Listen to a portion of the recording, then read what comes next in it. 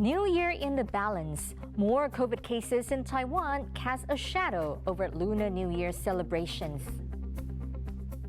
Hello, Honduras. Taiwan's VP meets with President-elect Castro to shore up relations ahead of her inauguration. Goal. Taiwan's women's soccer team scores a quarterfinal spot in the Asian Cup. I'm Louise Watt and I'm in Tainan in Taiwan's south to find out how a love story brought an indigenous language back to life.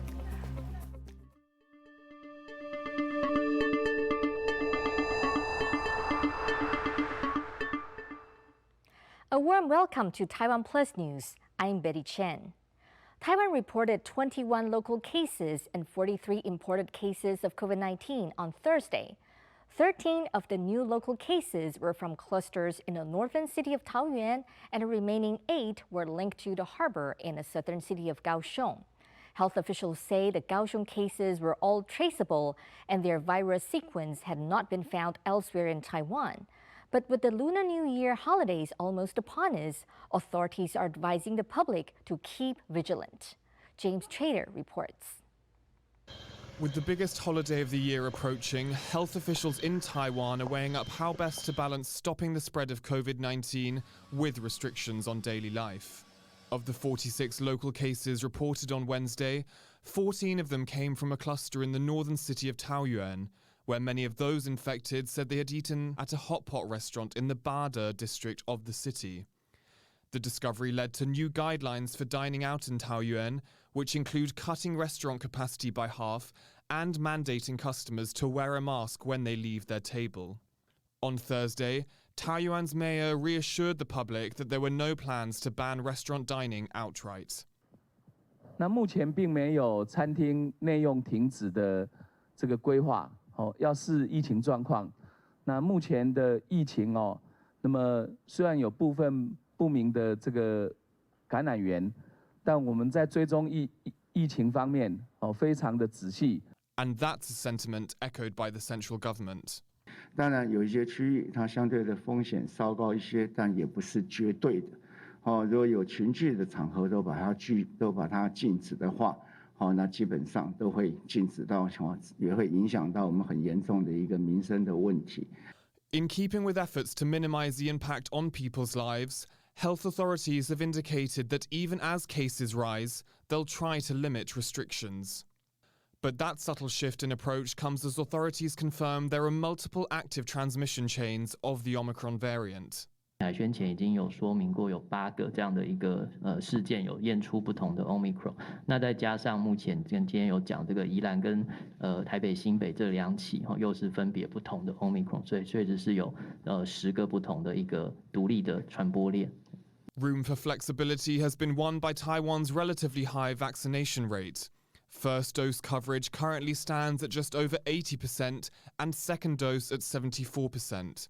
Just under 20% have also received a booster shot. And on Thursday morning, more than 900,000 doses of the Pfizer-BioNTech vaccine arrived at Taiwan's main international airport. With the busiest time of year for domestic travel just days away, officials will be hoping the coming weeks don't lead to a more dramatic spike in cases. Asnaya Cho and James Chater for TaiwanPlus. On the eve of her inauguration, the incoming president of Honduras has said she hopes to continue diplomatic ties with Taiwan. President-elect Xiomara Castro finally met with Taiwan's Vice President William Lai in talks that she had initially postponed. The delay sparked media speculation about the strength of the relationship between the two countries. The Central American nation is one of Taiwan's 14 diplomatic allies. During her presidential campaign, Castro had said she would switch official recognition to China if she were elected. Her team later walked back the position. Lai is in Honduras to attend the inauguration. El pueblo hondureño siempre está agradecido con el pueblo de Taiwán por el respaldo, por el apoyo que nos ha brindado siempre. Hemos trabajado durante muchos años de la mano y esperamos mantener esta relación. China's foreign minister has warned that Washington is, quote, playing with fire on the Taiwan issue.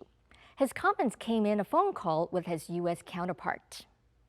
The talks with Secretary of State Antony Blinken and Wang Yi are one of the highest level exchanges since November's virtual summit between the presidents of the two countries. Wang said that during the summit, the U.S. president had told China's leader that Washington would not support Taiwanese independence. The Chinese foreign minister said that the U.S. had not fundamentally changed its policies towards cross-strait relations since then.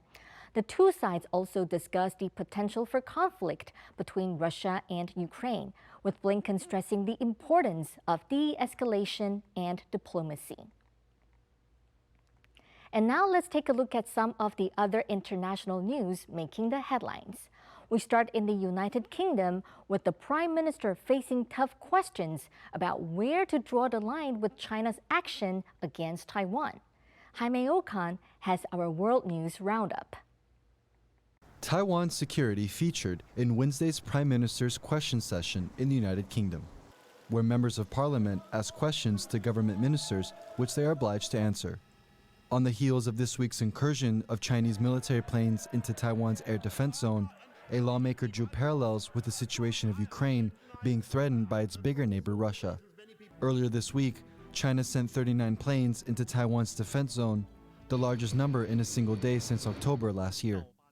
A member of parliament from Boris Johnson's Conservative Party highlighted Sunday's incursions and asked Johnson whether he agrees that military aggression and threat of occupation are never acceptable anywhere in the world.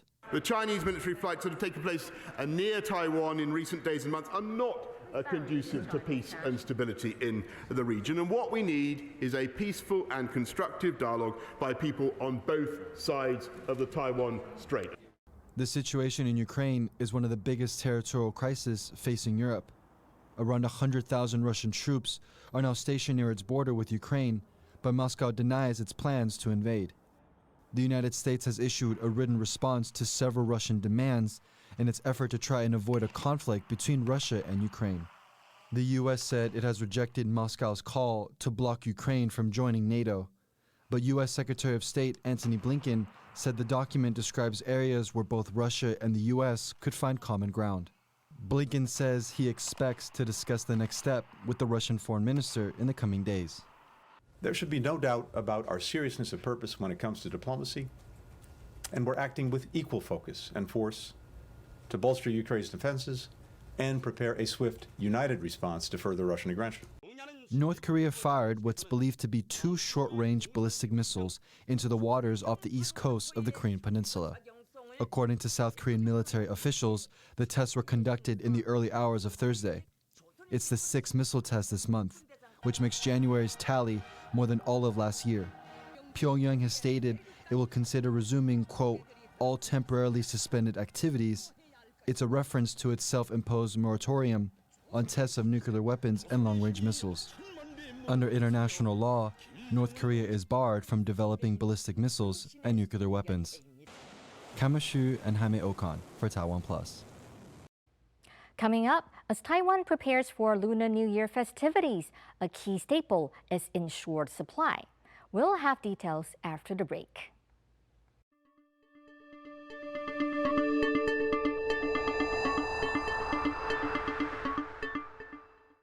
Hello guys, it's 2022, the year of the tiger, my Mandarin maniacs. Today, the Gemino's going to teach you this year's very special Lunar New Year greeting. 新年快乐，虎虎生风. Happy New Year!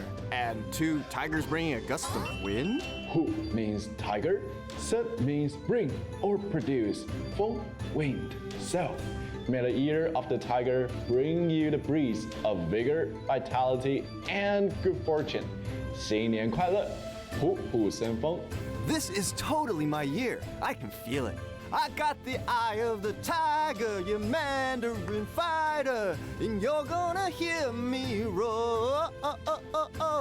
I love it when you serenade me with that much kitty. If you ask me, to be honest, I'm more of a kitty cat. So, 新年快乐, meow. I'll eat you up, you little, tall, gigantic kitten.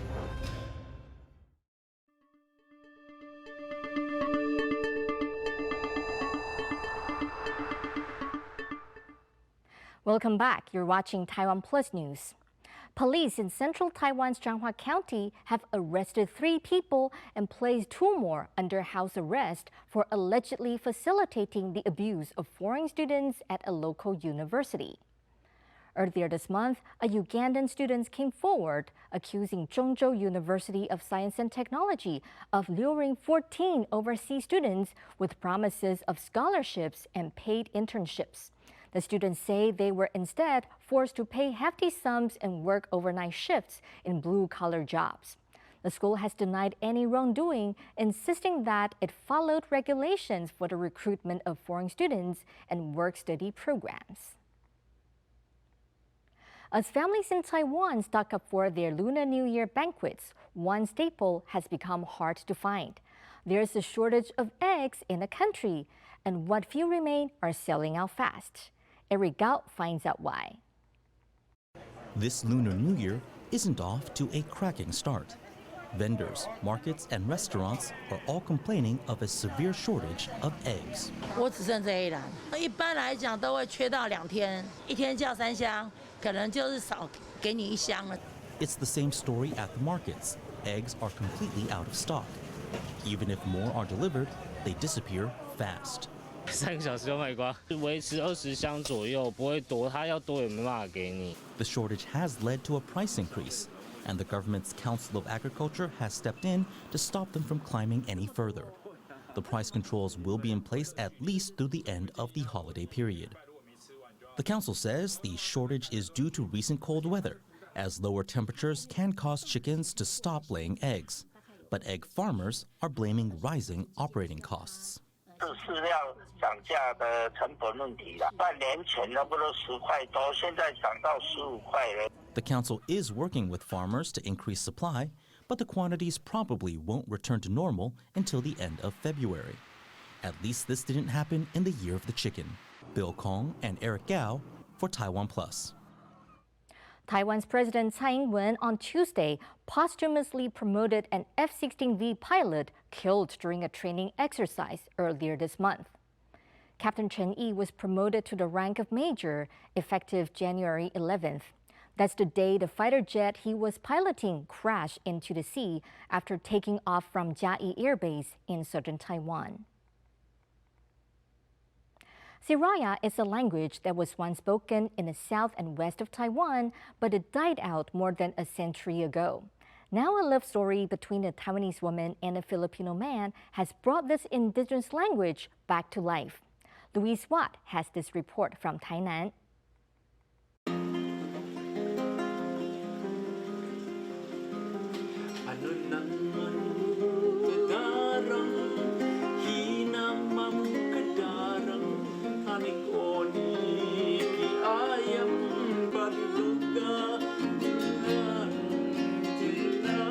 Singing a song in a language that died out more than 100 years ago. But this husband and wife have brought Siraya back to life.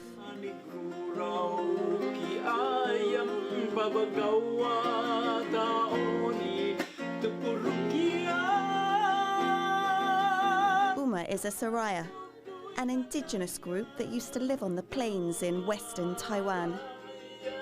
For years, Uma had been researching her heritage. One day, a professor friend sent her a copy of a Siraya language Bible. When her Filipino husband Edgar picked it up, he was stunned. It's like Eureka. Eureka means you discover something very special. When I look at the language itself, it looks very familiar and very similar to my language. Edgar's mother tongue is Bisaya.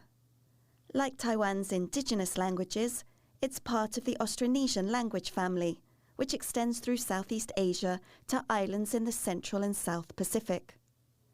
Edgar could read the 17th century Siraya Gospel. There are quite a lot of vocabularies that is really, it's just like very much. Yeah. When the Dutch landed on present-day Tainan in the 1600s, the Siraya outnumbered Han Chinese. Dutch missionaries wanted to spread Christianity, so they lived here among the Siraya, learned their language, and developed a Romanized writing system for it. These texts outlived the spoken language, which disappeared around 120 to 150 years ago, after more and more Chinese emigrated to Taiwan and mixed with Siraya.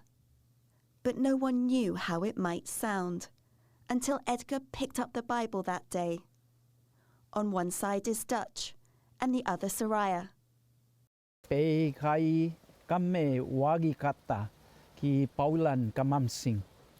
Ka inay kami dumilug tu repungan ra haume e kame kilitu. 虽然说有一段时间已经没有在这样子这个语言没有在流通，好没有在人跟人之间在使用，可是当我们找到了它还有它的一个资料，然后我们认为用这样的一个资料，它是可以去重新去发展的。They started with songs. Edgar, a professional composer, turned simple Siraya words and phrases into music.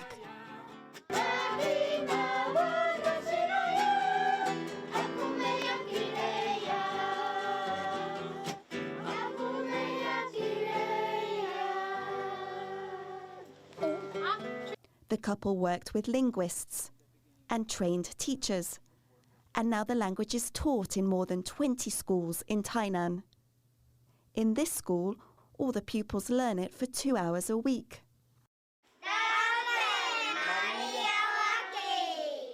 例如说，我说一只蝴蝶，你们要怎么讲？等一下呢，老师会把课本发下去。的地是什么？鱼，好。的地很好，再来。安好，安来。As well as learning grammar and singing songs, teachers take the children on walks around old Siraya land and introduce them to the former place names. 我觉得希腊雅语很好玩，因为可以唱歌跳舞。 But Uma and Edgar say revitalizing the language starts in the home. They've taught their 3 children Siraya. They use it in their daily life. When we see the butterfly or bird, we will say, oh, atata halibangbang or anata ayam. Just use some simple sentence to express our feeling. The couple hope reviving the language will help get the Indigenous group official recognition from Taiwan's government. 当然，它也代表了一个这个在台湾的这一块土地上的一个人们有不一样的族群，那属于这个族群特有的一个这样子的一个语言，我觉得是非常珍贵的。那它也代表了我们的一个认同。The language would still be long forgotten if Uma and Edgar hadn't fallen in love and married. We found this old document and we wanted to bring it back to life. Yeah. So if we did not meet each other, then perhaps heaven would create maybe another couple that would, have done that. But we're not sure. There's no telling, right? Composer Edgar and lyricist Uma now make music together in a language that is both old and new, while helping to rediscover a people's lost identity.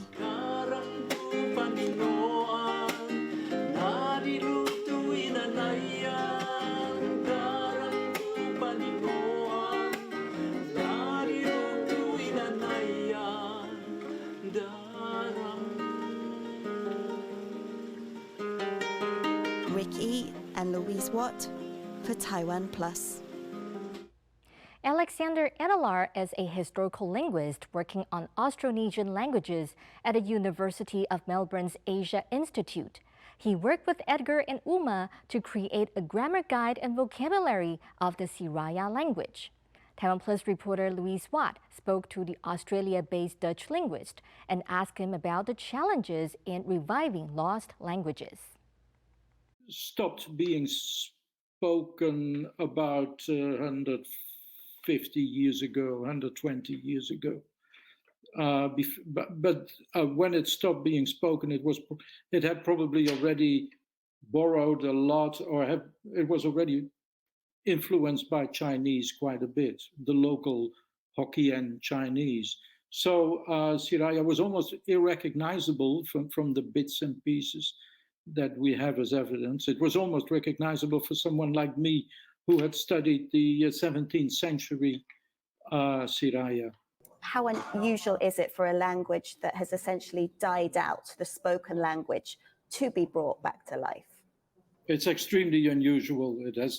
It had never been done until Hebrew became the national language, became a language spoken in Palestine and later Israel.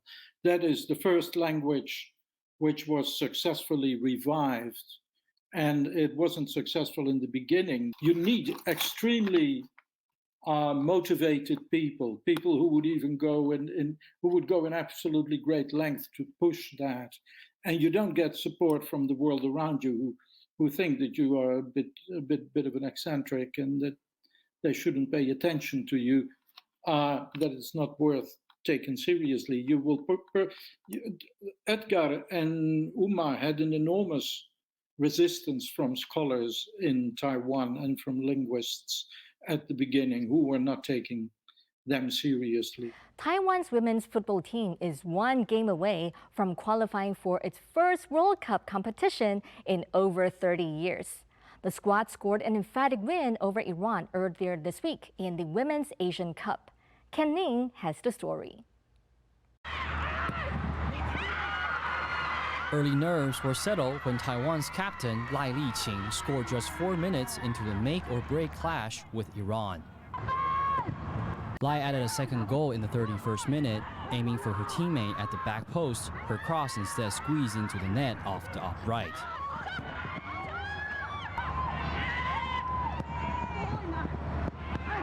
Chen then made it 3 before halftime, capping off a dominant first half display from Taiwan's team, playing under the name Chinese Taipei. Any hopes of a comeback from Iran were ended with a penalty for Taiwan in the 65th minute. Lai stepped up and drilled home to complete her hat-trick. Wang Xianghui added a fifth to round out the scoring. Lai said the team had made some tactical changes following their opening group game loss to China. 大家就是想要进世界杯，然后所以今天才有这样的突破，然后得5分。我们有做一些守备的部分的修正，然后再做一些攻击的部分也有在做修正，所以今天的球赛能够这么流畅。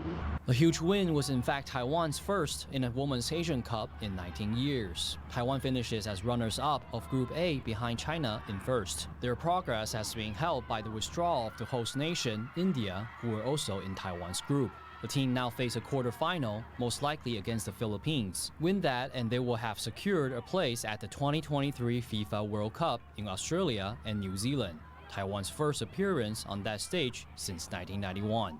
James Rayner and Ken Ning for TaiwanPlus. To invite good fortune ahead of the Lunar New Year, a Taiwanese artist has created a miniature tiger sculpture which is so small that it can be barely seen. TaiwanPlus reporter Piqi Zhang has the story. Miniature artist Chen holds his breath while placing his artwork on the table. His creation is so tiny that it's barely visible to the naked eye. He made this piece to usher in the Year of the Tiger, which in the Chinese zodiac begins on the 1st of February. 这黄金小老虎呢，它的尺寸最长是0.3公分，最宽最高是0.2公分。这一只老虎呢，它不可思议的是，它360度的角度都可以看得到。比如说它的正面，它是右手挥手的感觉。 小朋友看到它是招财虎的感觉，当你从背后看它的时候呢，它有一种出去散步感觉出来。还有一个可爱面，就是这只老虎翻转的时候，其实它在翻跟斗，它在嬉戏，它在玩耍的感觉。It took Chen 3 months to complete this piece, which he says is the smallest tiger sculpture in the world. He also believes it is a species. 虎呢，有一点那个趋吉避凶，它有一种镇煞的那个威猛的那个感觉。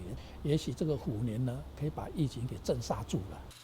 The 66-year-old artist has been creating miniature art for more than 4 decades. He taught himself and kept practicing the craft since working as a banknote engraver. Chen has experimented engraving on different materials, from rice to insect wings. He takes inspiration from everything, including local news and world literature. 我现在这20-30年来作品都是台湾味。陈时中部长一出来，我马上就做他。我们的蔡英文总统的当选，我会把台湾当下的事情、重大的事情，马上就把它做出来。所以说我可以把世界各国的精微的艺术的东西，以台湾的我的精神把它做出来。Right after finishing the tiger sculpture, the artist began drafting his next miniature project, a piece for 2023, the Chinese Year of the Rabbit. He is confident that it will stun the world once again. Asnaya Zhou and Pichu Zhuang for TaiwanPlus. Thanks for watching TaiwanPlus News. I'm Betty Chen. We'll leave you with images of shows in Paris Haute Couture. For more stories from Taiwan and around the world, please download the TaiwanPlus app. Stay safe and see you next time.